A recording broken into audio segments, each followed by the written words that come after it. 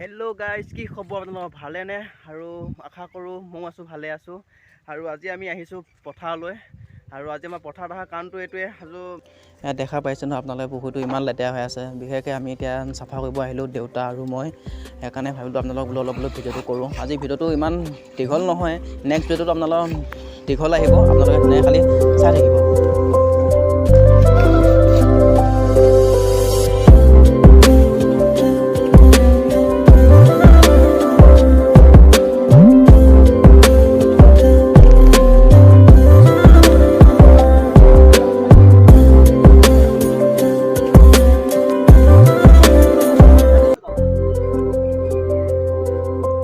আজি বহুত গৰম দিছে। এয়া পুখুৰীটোত আমাৰ যিহেতু আমি আজি চাফা কৰি হৈছে বাৰু।